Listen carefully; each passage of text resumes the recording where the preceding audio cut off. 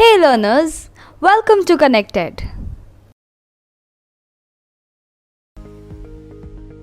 Dear students, today we will read a short story named How the Dog Found Himself a New Master and learn how the dog who was fed up and sick with his life finds himself a new master. From this story, we will get to learn a lot of new words and how sentences are formed. Now, let's get into the story, and everyone must pay attention while I teach it.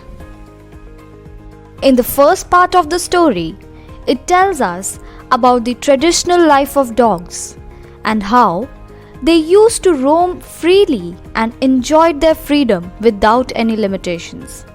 But then, one day, there happened to be a dog who hated this kind of stray life and was always terrified at the sight of stronger animals. Note the meanings of the words and then we shall move to the next part. The next paragraph basically tells us that the dog thought about his situation and then decided to work as a slave for someone who was superior to anyone else on the earth.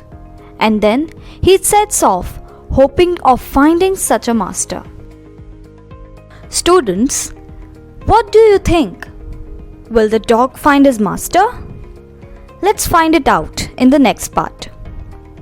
After a long stroll, he met one of his relatives, a wolf, who not only looked ferocious but also gave a frightening look. The wolf questioned the dog what he was up to. The dog then replied that he was in search of a master and if the wolf would like to be one. The wolf accepted the offer and the two went on together.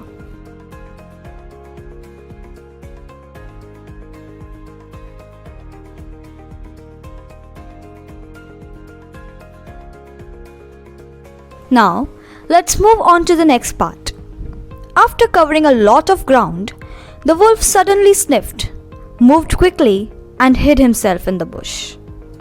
Seeing the unusual behavior from the wolf, the dog asked what the master was. The wolf worriedly answered that he had seen a bear who might eat them both. Students, the story is getting interesting part by part. Let's see what happens next.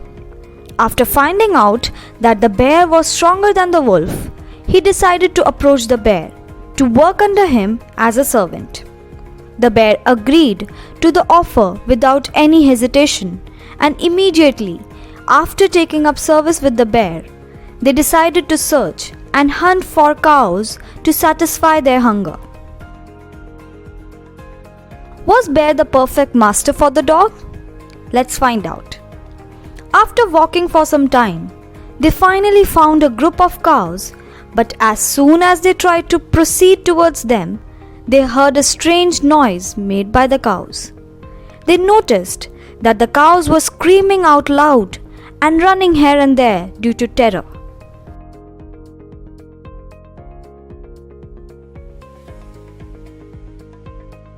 We are slowly moving towards the end of the story. Let's find out what will happen next. As soon as the bear peeked from the behind of the tree to check what was going on, he hurriedly ran away into the forest. The bear then told the dog that those parts of the forest are ruled by the lion, who is the most powerful animal in the forest. On knowing that the lion is the strongest, he instantly left the bear to work for the lion. Let's find out if lion is really the strongest animal. The dog then approached the lion and asked him to be his master. The lion accepted the proposal and as a result, the dog started staying with the lion. The dog served the lion for ages and enjoyed his life. The dog had no worries and no one had the courage to even touch him. Everybody, concentrate. We are moving towards the end of the story. One day, when the dog and the lion were wandering amidst high steep rocks, the lion stopped surprisingly and roared out loud. He struck the ground with his paws so forcefully that it created a hole on the mark. The dog was stunned at his behavior and asked if anything was affecting him. The lion worriedly replied that he could see a man coming their way, and they must flee from there to save their life. Hearing this, the dog bid him farewell because he wanted to work for the strongest animal on the earth. Dear students, only one more paragraph left. Let's find out what happens at last. The dog then started serving the man. This incident took place a long time ago, but till today, the dog is a man's most loyal servant.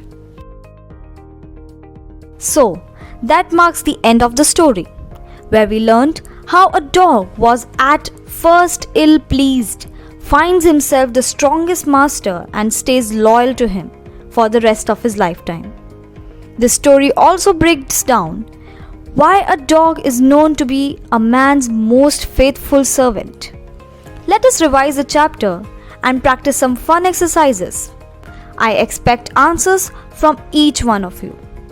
I will give you 5 minutes to get ready with your answers.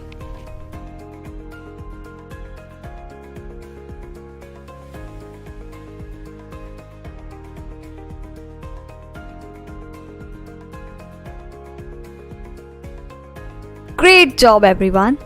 Excellent answers. Just what I had expected.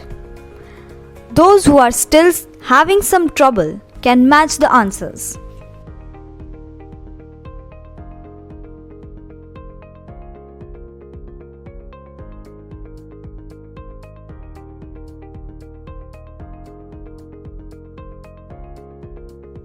Let's move on to the next exercise.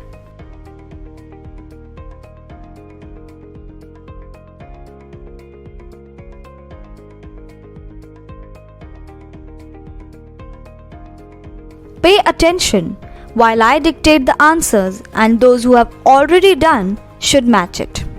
Number 1. A dog. Number 2. His own master. Number 3. Stronger than anyone else. Number 4. A wolf. Number 5. The bear. Number 6. Stronger. Number 7. A lion. Number 8. Afraid of man. We learned about a lot of things in today's session. Thank you for cooperating, and I hope you all had fun learning. Hey learners, welcome back to Connected.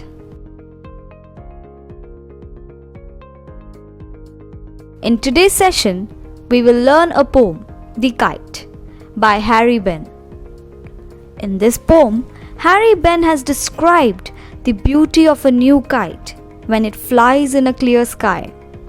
From this poem, we will get to learn a lot of new words and a clear idea about similes, figure of speech. So without further delay, let's begin.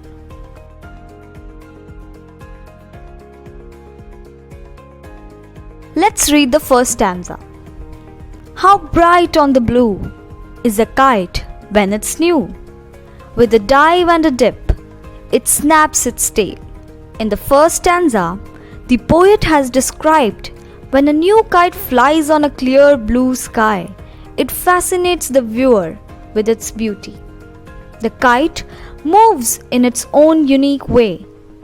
It is a mixture of a dive and a dip, portraying the beauty of a kite flying on a clear sky. I hope everyone understands what the poet is trying to convey in the first stanza. Now, let's move on to the next stanza. Then soars like a ship with only a sail, as over tides of wind it rides, climbs to the crest of a gust and pulls, then seems to the rest as wind falls.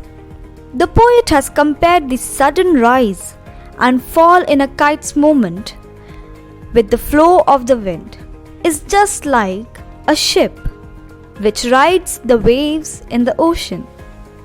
And as soon as the wind slows down, both comes to rest.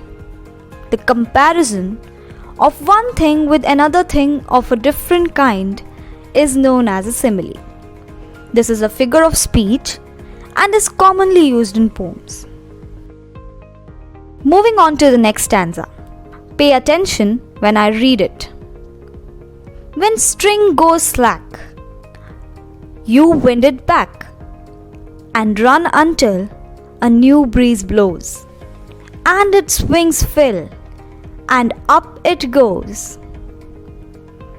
When the wind is slow, the flyer has to wind it back to avoid entangling it, and has to wait until the wind gets its pace back, and as soon as a new breeze blows, the kite again starts soaring. The poet has used the phrase fills its wings to compare it with the wing of a bird.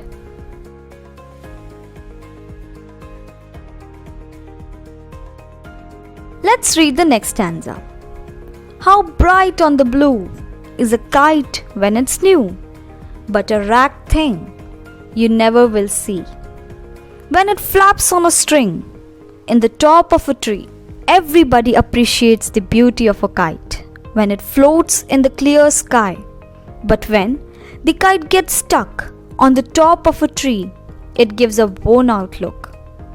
The poet has described how a kite stuck on the top of a tree loses all its value, and we might never see it flap along with the blow of the wind. Now, let's solve some exercises to have a clearer idea of the poem. Everybody, write the answers in a sheet and I will give you 10 minutes.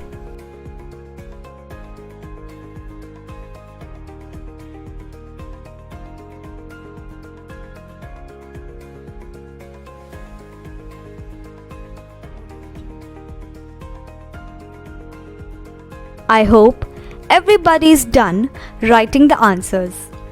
Please match the answers.